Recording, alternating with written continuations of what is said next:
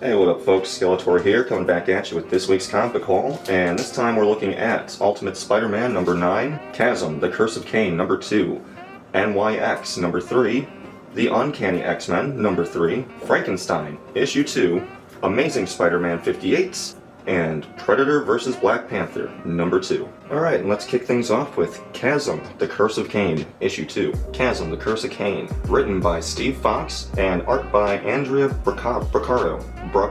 Andrea Braccardo. Yeah, that's what about right. And honestly, the cover doesn't give away too much, but it pretty much tells you everything you need to know. We're going into Chasm's mind, and we're going to get a good look at Ben, and of course Janine, Hallows Eve is there. Where we last left off, it was revealed that Druig of the Eternals had taken over Mole Man's lair, and for whatever reason we haven't quite figured out yet, he's decided to start screwing around with Chasm's mind. Back at the city morgue, we get to see what Ben was doing last issue when he was, I guess we'll say sleepwalking, and managed to cobble together some kind of weird Frankenstein creature, which Cain, the Scarlet Spider, has to fight. And I'm sorry, I know that's what you've chosen to go by, but Ben's always going to be the Scarlet Spider. And it's a pretty neat fight through the city morgue. Eventually, Cain manages to stop the creature by slamming an ambulance into it.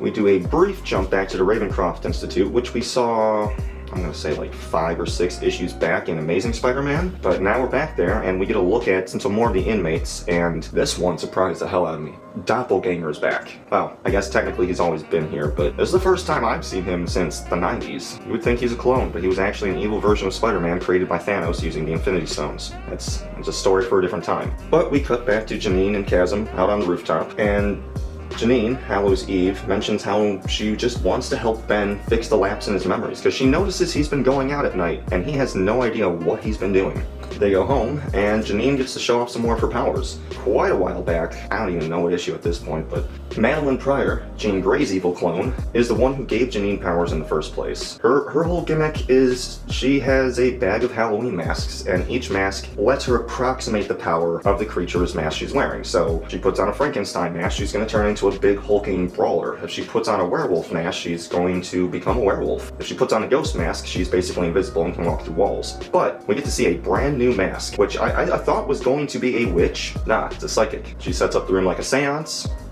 puts on the mask, and says, maybe if I work with these powers and I try hard enough, the psychic mask will let me look into your head and we can figure out what's wrong with you. So they give it a shot. We cut back to the morgue. Ben frees all the morgue workers, and they mention when Chasm showed up, he wasn't making wisecracks. He didn't even talk at all. He just webbed them to the ceiling and then stitched together a monster, which is very unlike Chasm.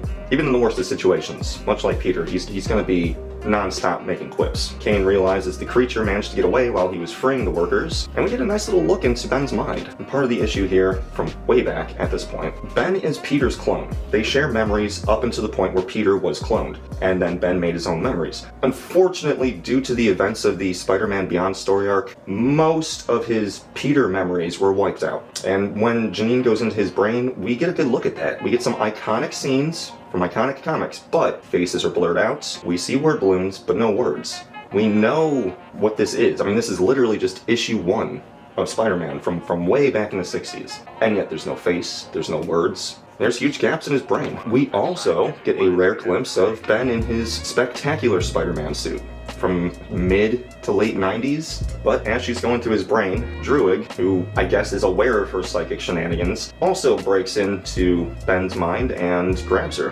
which knocks her out in real life. And because Druig has taken over Mole Man's area, I guess he's also in control of the mole people.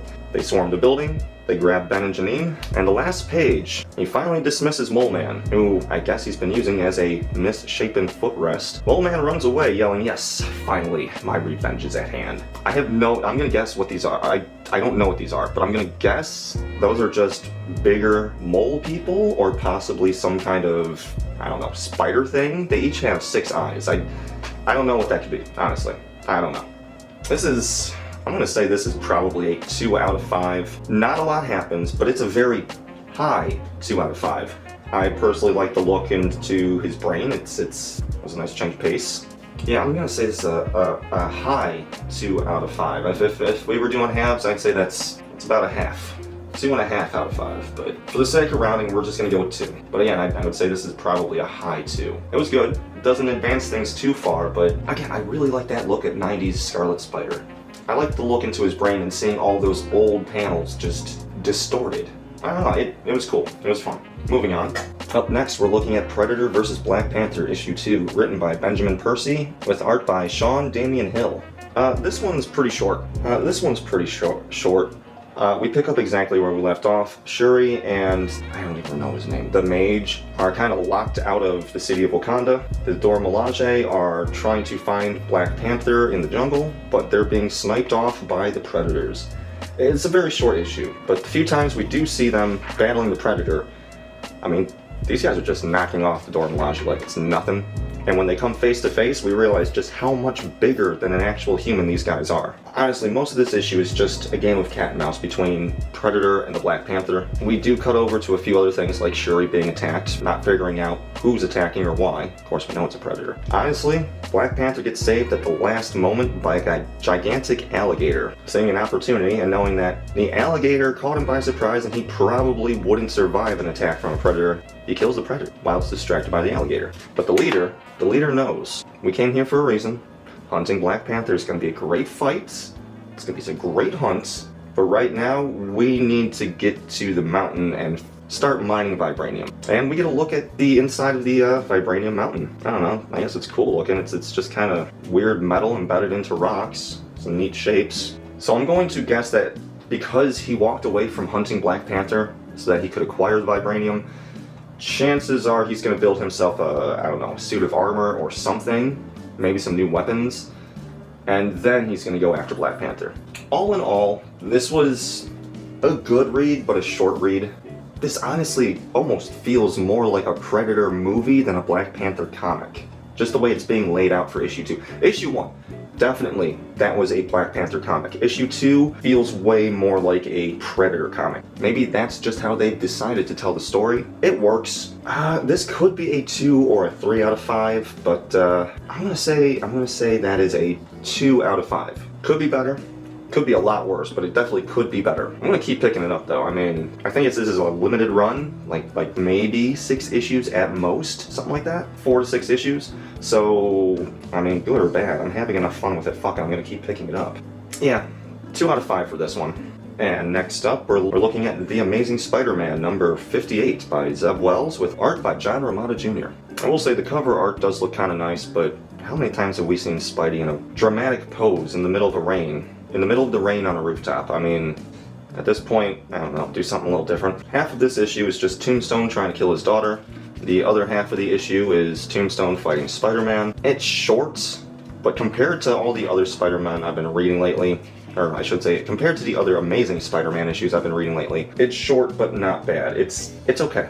It's fine. Spidey doesn't exactly get himself a win, but the fight gets interrupted at the end of the issue. Or I should say the fight really just gets going by the end of the issue. Spidey takes a little bit of a beating, there's a little bit of a chase. At the end of the day, Tombstone tackles Spidey out the window, and I feel like this is a Batman reference. Okay, you want to get crazy? Let's get crazy. Now you want to get nuts? Come on, let's get nuts. I have no complaints about the story itself. It's short but not bad. Again, half of it is just Tombstone trying to kill his daughter. The other half is Spidey versus Tombstone. Clearly, the next issue will continue this fight. I mean, you don't tackle a man out of a window without picking up right where you left off. I would say this is a 4 out of 5, but again, I am not a fan of Romita Jr.'s art anymore. I'm gonna say this is a 3 out of 5, only because I did not like the art at all. Next up, we're looking at Uncanny X-Men number 3, written by Gail Simone and art by David Marquez. So before the A plot actually begins, we start with the B plot on this one. Professor X, he's still in his little, I'm guessing what used to be Cerebro in the X-Mansion, and is now his prison cell in Grey Malkin Manor. And I don't know why they changed the name to that. It's Xavier's School for Gifted Children. I don't know why they changed the name to Grey Malkin. It's a mouthful. Professor X is in there by himself until suddenly he's visited by Sarah, who, if you checked out last week's video, that Sarah chick is the girl from the flashbacks, but in modern day, she is that weird wraith thing. Basically, she's just saying, I will find your children, Xavier. I will find your students. And this one I don't understand. Maybe I missed something, maybe this will be explained later, but she asked him, "Do you miss my womb, Charles?" I don't know what to do with that. We open on the A-plot. Rogue wakes up in bed next to Gambit, decides she can't sleep, heads down into the rest of the house, has breakfast with Logan, who, she's drinking coffee, he's drinking tequila, but he was nice enough to make her a pot of coffee before she even woke up. And unfortunately, he admits that he's going to have to leave the crew for a while. This whole family thing, this team thing, it's just not doing it for him. But he was nice enough to go check in on the new kids before he dipped out. And that's where we get a quick cross-reference on them. And Jitter is in bed. Jitter just keeps tossing around in her sleep. Ransom's just sleeping peacefully. The one referred to as Horse Girl, who goes by the name Calico, is sleeping in the barn with her horse. Logan says he did want to move her up to a bed, but he just couldn't bear to take her away from the animal, so he's gonna leave her there. And the kid that Logan refers to as the manga kid is Death Dream, and he's just been spending the night out in the cemetery. Before he leaves, Rogue tells him, "You do what you gotta do, but then you come home, you hear me? You come home." We get a quick glimpse of the family that owns this home. They seem like nice people, dad, mom, daughter. And when everybody wakes up and comes out front, he tells them, "You can stay here, but there are rules. Number 1, everyone has chores. Number 2, everyone cooks. Number 3, everyone cleans." That seems reasonable to me. I could totally agree with that. And we begin training. Rogue has decided to call in her brother, Nightcrawler, because at the end of the Krakoa era, there was this whole big family reunion thing, and we got the full family history of Mystique, and Rogue, and Nightcrawler, and it's... the team dynamic has shifted. Rogue and Nightcrawler are officially treating each other like brother and sister. It's kind of nice, it's beautiful, honestly. But because these new kids need to get trained, they need to be able to protect themselves, Rogue decides to set up a makeshift danger room in the backyard, and she invited Nightcrawler in. The name of the game is, if you can get the belt from Nightcrawler, you win. We get a nice little display of everybody's abilities, along with just a little bit of like a one-panel flashback to give you a hint of who they were before they showed up here. Jitter is just obnoxiously fast. Unfortunately, being fast doesn't mean you can catch a teleporter. Ransom gets close to catching it, but then he gets kicked out of the window. And we don't exactly know what his powers are or anything like that, but part of his backstory is he was born without a heart. He has no heartbeat, he just somehow exists. He was held ransom, his parents refused to pay the ransom, and he should have died several times by now, but for whatever reason he just keeps living.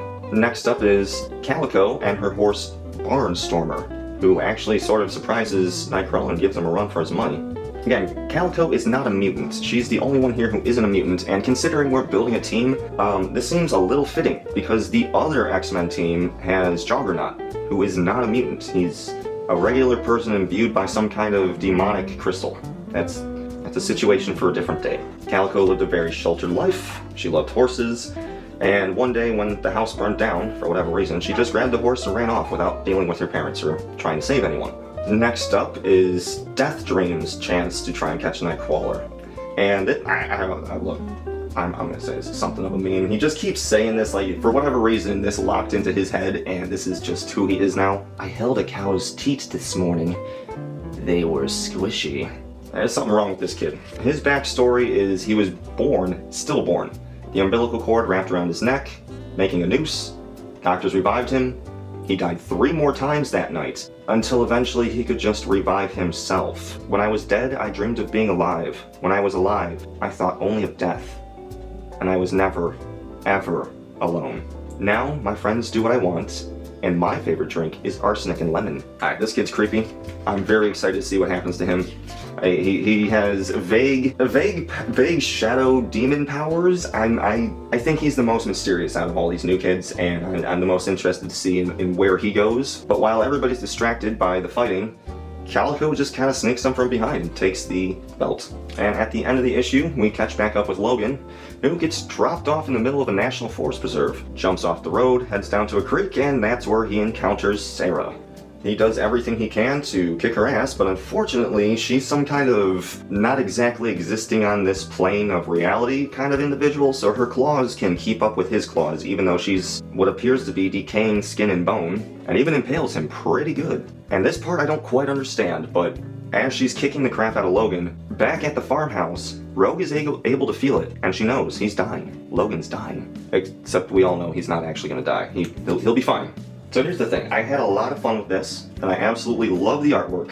This could be a 3 or a 4 out of 5. I'm loving this more than regular X-Men. I really enjoy these new kids, specifically Calico because she's a non-mutant, and Death Dreamer because, I don't know, I'm just into that weird goth shit, but man, I'm not trying to do halves here. I would say 3.5 out of 5, but if I gotta round it off, I'm gonna say 4 out of 5. That's a low 4, very high 3, low 4. I'm gonna say 4 out of 5. Next up is Frankenstein, issue 2, written and drawn by Michael Walsh. Look at that cover. We're dropping brains into heads in this issue. So here's the thing. If this was a movie, this issue would progress the story by like maybe 5 minutes. There really isn't a lot of ground to cover here in terms of the original Frankenstein, whereas last issue covered like a solid 20 minutes of the movie. But to make up for that, we get Fritz's backstory, aka, you know, the Igor character. We get the origin of the body that would eventually become the damaged brain of Frankenstein, and there's a reason that Frankenstein is scared of fire. It's because that's how that specific body died. The last thing this brain thought of before it died is, it burns. Again, I feel like this is dialogue ripped straight from the movie, for the most part. And we realize that part of the reason Fritz keeps antagonizing the monster and screwing with him, and it's because Fritz knows he messed up. He grabbed the wrong brain. He may have dug up the wrong body. He knows he's a screw up, and he's taking his frustrations out on the monster. We also get a little more, I'm not gonna say backstory, but behind the scenes on the child. I don't, actually, now that I think about it, the child doesn't have a name. He's just the child who manages to escape Fritz and get out of the castle from the other side of a window. Like, if the kid is outside the window, inside the window, we're looking at roughly, I think it's a 20-minute mark of the movie. The creature's been created. The doctor is trying to take him back home to his wife. Dr. Frankenstein's just screaming, he's alive, he's alive! And he's just kind of going nuts. And issue 2 also brings us the death of Fritz. He goes in with the torch and tries to screw with the monster who's chained to a wall, but the chains are just a little too long, and Fritz gets his neck snapped, which of course happens in the movie. And as Frankenstein's professor and his wife take him back to the castle Baron Frankenstein, we see that they have a hitchhiker. The child has grabbed onto the back of the cart and is going with them. There's also a backup story, takes up a few pages, Ultra Mega. Never heard of it. I have no idea what's going on. This feels like some Ultraman type shit. This is a good issue. It's incredibly short though, that's my problem. If it weren't for the backup story, this would be even shorter. I'm gonna say this is a 3 out of 5. It's a very high 3 because it sticks so closely to the movie while adding extra context. 3 out of 5 for Frankenstein issue 2.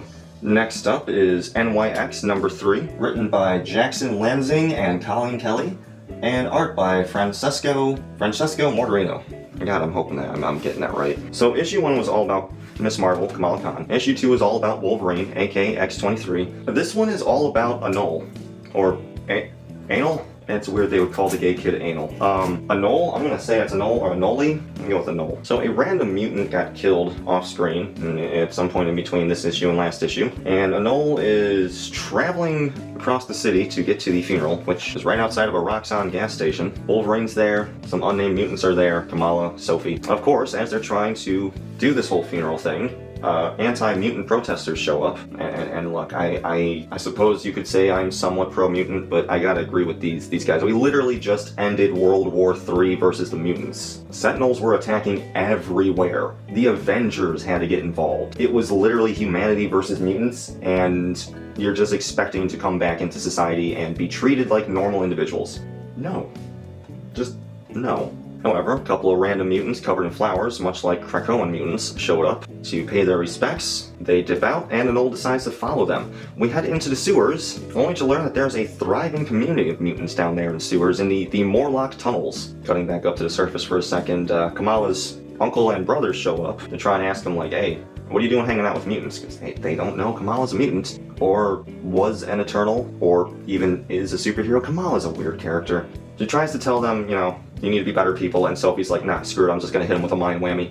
And she sends them both home. But returning to the sewers, we realize that the purifiers are on their way down to the sewers to deal with Anole. They watch them head down there, they know that's where there's a mutant citadel of sorts. And just for a second, man, like, I don't understand why they did it, but for whatever reason, the purifiers now look like Purge characters. obnoxious designs, neon lights, glowing eyes. It's a whole Purge parody up in here. This issue quickly turns into Truth Seekers, who I guess are the top side anti-mutant people, giving information to the Purifiers, who are the Purge level anti-mutant people, going into the sewers and fighting the Morlocks, who apparently are the new Krakoans. Like, this is new Krakoa. We used to have a beautiful tropical island where we could all live in peace. Now we're living in the sewers, but we still got that tropical aspect going on. The fight ensues. It's not a bad fight. It's pretty decent. Kamala, Wolverine, and Sophie show up. They help out. Anole decides, you're right, mutants need to be seen. We shouldn't be hiding. But also, I'm a grown man and I'm not going to live in a sewer. I have an apartment. I'm going to go home. And everybody decides, you know what? We're gonna walk you home to make sure you're safe, which basically turns into a whole ass mutant parade down the street just to make sure this one guy gets home safe, which is kind of nice, but also like, Jesus Christ, people. And at the very end of the day, Sophie dips out into the crowd, and it turns out she's actually secretly working in league with her other sisters, who are working for Empath. And quite frankly, I don't know Empath off the top of my head without doing some kind of Googling. I'm sure he's a mutant from the late 90s, early 2000s. I will bet money on that. And we don't know exactly what their plan is, but apparently they're using Sophie to get close to Kamala Khan. And they're gonna try to take down Miss Marvel. That's NYX. There was, look, the way I'm describing it, I know I say this every couple of episodes, but the way I'm describing this, it sounds short, but this was a good issue. This was really good. The art is solid, and there seemed like, you know, there was a lot to be said about this. I would give this a 4 out of 5. I'm interested in seeing how Kamala ties into all of this, considering she's a new mutant. All in all, this was good. I had fun with this. This is probably one of the more fun, low-stakes X-Men books. 4 out of 5. Which brings us to our top pick of the week, Ultimate Spider-Man, written by Jonathan Hickman and artist Marco Cicchetto. So obviously the A plot for this is going to be Spidey and the Green Goblin, but the B plot is JJJ and Uncle Ben drinking at the bar, trying to celebrate when MJ shows up. And she can't figure out why they are calling it celebrating when they seem so sad, and they reveal that out of their top 10 best stories that they've had, 8 of them were Spider-Man related. And this is absolutely insane. JJ is just screaming about how, I don't want pictures of Spider-Man. I want real news. Don't give me pictures of Spider-Man. No more pictures of Spider-Man. That is 110%. I never, ever in my life thought I would have heard of that. But we do get a quick glimpse of some of their news articles. Spider-Man stops crime wave in its tracks. Spider-Man foils bank robbery. Spider-Man and friends break up criminal ring. Sales of Demon Mask surge. So even though we haven't gotten to read those issues, it is implying that Peter is out there doing regular, everyday Spider-Man stuff every day. It's just that this book is specifically featuring and focusing on the more, shall we say, big-time issues. Stopping criminals, bank robbers, you know, that's a cupcake walk. What we're dealing with here is the real stuff. Returning to Pete and Harry, they show back up at an Osborn skunkwork building, with Doc Ock saying, hey, I've got some new improvements for you guys. He hands a special disc to Harry, which will stop Iron Man from overriding his suit, meaning that Oscorp is now essentially independent from Stark Tech. And we get this weird scene of Peter talking to his new suit. Like, again, much like the MCU, it has an AI imprint, but unlike it being, you know, Friday or some other chick Tony likes, it's an AI imprint of himself. He's talking to himself. And I really like that the suit speaks with black word balloons with white lettering. Very Venom-esque. And the suit almost seems a little jealous that Peter is trying to get upgrades and screw him over. They decide at the very least we should see what it is, and that's when we get, and I hate and love this at the same time, the Iron Spider. It's a big, bulky Iron Man suit, redeveloped to incorporate spider themes. It's got those extra arms on the back. It does not retain the ability to camouflage, which Peter's suit can currently do, and in the main universe, all symbiotes have the ability to do. It has optimized web shooters that runs off of a cartridge system, but now the web is capable of holding an additional 5 tons of weight. It has rocket launchers, concussion bombs, stun webbing, and a cutting laser. The suit is also bulletproof, EMP, and explosion-proof, and it's made from a heavy-duty titanium-based alloy and sealed with a flexible second skin, meaning nothing outside of microbes can get in there. And most importantly, it's connected to all of Oscorp's computers, which means Peter can now do on-the-go research. Peter, on the other hand, doesn't like it, and Harry even agrees. Spider-Man's whole thing is flexibility. He's an acrobat. For as strong as he is, he needs to be flexible. And let's be honest, with this big bulky suit of armor, he's not going to be flexible. Otto realizes, okay, you know what, you're right. You're probably right. I might have gone a little overboard in a few places. There is a second option. And Peter's like, that's cool. Whatever it is, I'll take it. It's Kevlar. It's basically just spandex with extra Kevlar. So a cloth Spider-Man suit, which is essentially bulletproof, or at least semi-bulletproof. And given what we'll see in a few pages, I seriously doubt that part. Pete's spidey sense goes off, he dodges just in time, and Green Goblin gets hit with some kind of electroshock that completely shorts out his suit, and he's just a statue. He can't move, he's dead in the water. Turns out Black Cat has showed up, and in this one, Black Cat's a dude. Technically, I think he's Felicia Hardy's father. He never passed on the mantle of Black Cat, and he's using a whip. As we see here, the whip actually manages to cut through Peter's suit and make him bleed, which makes me think it can't really be all that bulletproof if a whip can make you bleed. A fight ensues, and Black Cat gets the drop on Spidey by knocking a water tower over on top of him, but other than that, I mean, Pete's got this covered. Spidey has it all completely covered. Webs Black Cat up, and Black Cat's like, hey, I suppose living is for the young, and I'm but an old man. This day's been coming for quite some time. Just get it over with. Spidey's like, what?